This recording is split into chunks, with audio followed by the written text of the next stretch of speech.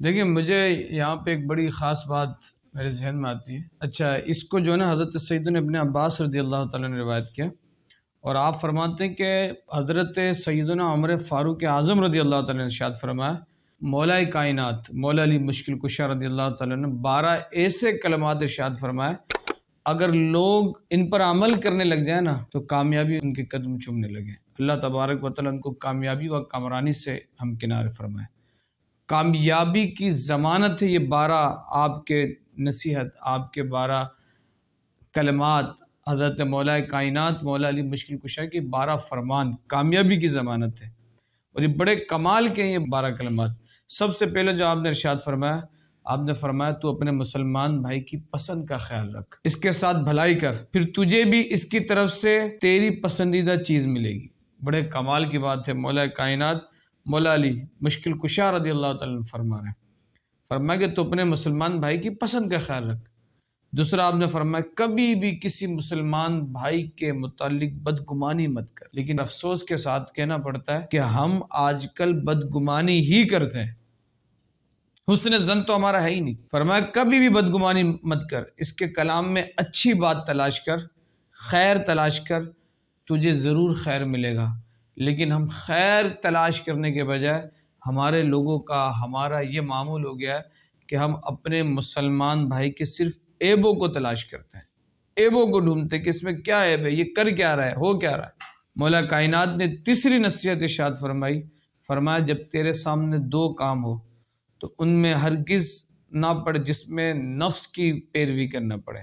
یعنی 2 کام آ رہے ہیں تو اب تو سوچ رہا ہے کہ کس میں، تو کہا اس کام میں نہ پڑنا جس میں نفس کی پیروی کرنا پڑے، کیونکہ نفس کی پیروی ہمیشہ نقصان ہی پہنچاتا ہے۔ بندے کو چاہیے کہ نفس کی پیروی نہیں کرے بلکہ اللہ اس کے رسول کی پیروی میں آ جائے۔ اور چوتھا آپ نے فرمایا جب کبھی تو اللہ عز و جل سے اپنی کسی حاجت میں یہ طلب کرتا ہو نا کہ اپنی حاجت کے حوالے سے کہ یا اللہ یہ میری حاجت پوری ہو جائے، یہ میرا مسئلہ حل ہو جائے، تو فرمایا کہ سب سے پہلے حضور علیہ السلام پر کثرت سے درود پڑھ، حضور پر کثرت سے درود پڑھ، اس کے بعد اپنی حاجات کو رب کی بارگاہ میں رکھ، پھر دیکھ کہ وہ تیرا رب تیری حاجات کو کیسے پورا فرماتا ہے۔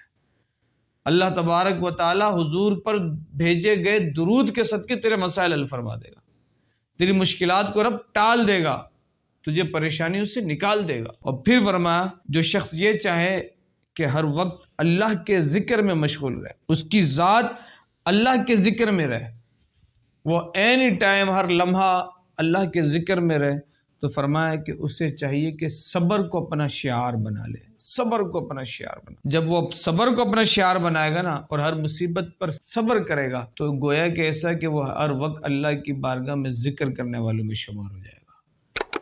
اللہ فرماتا ہے ان الذین آمنوا وعملوا الصالحات وتواصوا بالحق وتواصوا بالصبر، کہ صبر حق کے ساتھ قائم ہو جاؤ۔ حق کے ساتھ جب بندہ قائم ہوتا ہے نا تو پھر راستے میں مشکلات بھی آتی ہیں، رکاوٹیں بھی آتی ہیں، تو پھر بندے کو صبر بھی کرنا ہوتا ہے۔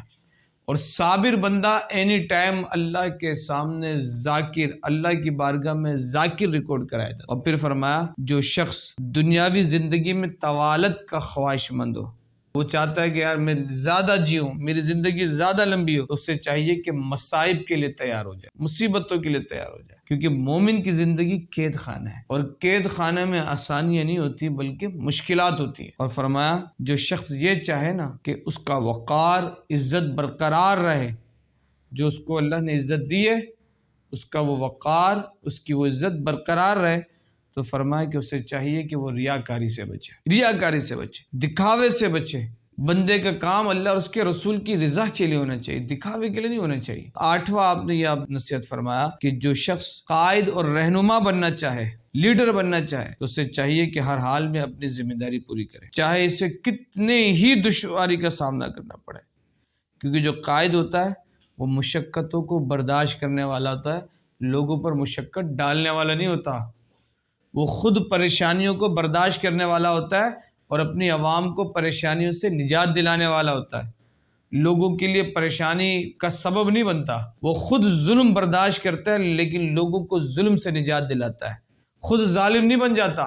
تو فرمایا کہ جو شخص قائد رہنما بننا چاہتا ہے اس سے چاہیے کہ ہر حال میں اپنی ذمہ داری پوری. اور نوی نصیحت آپ نے کی، فرمایا جس بات سے تیرا تعلق نہ ہونا، خام کا اس میں تجھے پڑھنے میں اس کے بارے میں سوال نہ کر. جس بات سے تیرا تعلق ہی نہیں ہے، جو بات تیرے لیے ہے نہیں، تیرے فائدے کے لیے نہیں، بلا وجہ کے اندر اس میں سوال کرنا کہ یہ کیا ہے تو یہ کیوں ہے، تو یہ نہیں کرنا چاہیے. یہ ایک اچھے آدمی کی شان میں نہیں ہوتے کہ وہ اس طرح کے معاملات کرے. اور 10ویں نصیحت آپ نے ارشاد فرمائی کہ بیماری سے پہلے صحت کو غنیمت جان. اللہ نے جب تجھے صحت والی زندگی دی ہے تو بیماری سے پہلے صحت کو غنیمت جان اور فرصت کے لمحات سے بھرپور فائدہ اٹھا، ورنہ غم و پریشانی کا سامنا ہوگا. فرصت کے جو لمحات ہیں نا، بندے کو چاہیے کہ اس سے بھرپور فائدہ اٹھائے، اللہ کے ذکر میں لگے، اللہ کو راضی کرنے والے کام میں لگے، اللہ اور اس کے رسول کو راضی کرنے والے کام میں لگے. 11ویں بات جو آپ نے ارشاد فرمائی، آپ نے فرمایا استقامت آدھی کامیابی ہے.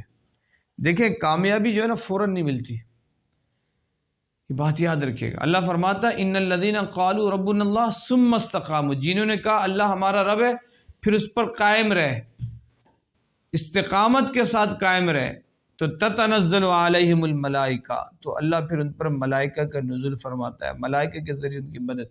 کوئی بھی کامیاب آدمی کو آپ دیکھ لیں، وہ ایسا نہیں کہ بس آج اس نے سے چٹکی بجائے کل کامیاب ہو گئے، نہیں، اس کے لیے ایک محنت چاہیے ہوتی ہے، استقامت کے ساتھ محنت. فرمایا مولا کائنات نے فرمایا استقامت جو ہے نا، استقامت کے ساتھ ڈٹے رہنا، اپنا کام کرتے رہنا، فرمایا یہ آدھی کامیابی ہے. جیسا غم آدھا بڑھاپا ہے، فرمایا استقامت ویسی آدھی کامیابی ہے. غم بندے کو آدھا بڑھا کر دیتا ہے، غمگین آدمی آدھا بڑھاپا، جوان بھی ہو نا تو آدھا بڑھا ہو جاتا ہے. تو فرمایا استقامت آدھی کامیابی ہے. بندہ کوئی کام کرے تو اس میں استقامت کے ساتھ بندہ لگا رہے. رزلٹ اللہ کے ہاتھ میں کہ اس کا رزلٹ کیا آنا ہے، لیکن بندہ اپنے جہاد کا کام کرو، رزلٹ اللہ کی بارگاہ میں چھوڑ دے، مولا میں نے اپنے حصے کا تو کام کر دیا، اب تیری مرضی ہے. تو جب بندہ استقامت کے ساتھ کرتا تو اللہ اس کے لیے خیر کا معاملہ ارشاد فرماتا ہے. اور 12ویں نصیحت، آخری نصیحت جو مولا کائنات مولا علی مشکل کشا رضی اللہ تعالیٰ عنہ، علم کے خزانے جس کے متعلق میرے حضور نے فرمایا کہ انا مدینۃ العلم و علی بابھا، میں علم کا شہر، علی اس کے دروازے ہیں. وہ فرما رہے ہیں 12ویں نصیحت آپ فرما رہے ہیں، فرمایا جو چیز تیرے دل میں کھٹکے، جو تیرے دل میں کھٹکے اسے چھوڑ دے، کیونکہ اس کو چھوڑ دینے میں ہی تیری سلامتی ہے. ہوتا ہے نا بسا اوقات ہم کوئی کام کر رہے ہوتے ہیں، دل بولتا ہے اندر سے کہ یار یہ چیز صحیح نہیں ہے، یار یہ بندہ صحیح نہیں، یار یہ معاملات. تو فرمایا جو چیز تیرے دل میں کھٹکے نا اسے چھوڑ دے. یہ بات یاد رکھیے گا کہ سب سے بڑا مفتی آپ کا دل ہے. حضور نے فرمایا استفتی فی قلبک، استفتی فی قلبک، اپنے دل سے سوال کر. سب سے بڑا مفتی وہ باہر والا نہیں ہوتا، بلکہ بندے کے جسم میں دھڑکنے والا دل ہے. اور اگر وہ دل ٹھیک ہو نا، اس دل کے اندر تقویٰ ہو، اللہ کا خوف ہو، تو وہ آپ کو صحیح فتویٰ دے گا، غلط فتویٰ نہیں دے گا. تو آپ نے فرمایا جو چیز تیرے دل میں کھٹکے، تیرے دل میں وساوس پیدا کرے، تو اسے چھوڑ دے، کیونکہ اسے چھوڑنے ہی میں تیرے لیے سلامتی ہے. یہ مولا کائنات مولا علی مشکل کشا رضی اللہ تعالیٰ کی 12 نصیحتیں تھیں، آپ کے 12 فرمان تھے، جس کو حضرت سیدنا ابن عباس رضی اللہ تعالیٰ عنہ روایت کر رہے ہیں.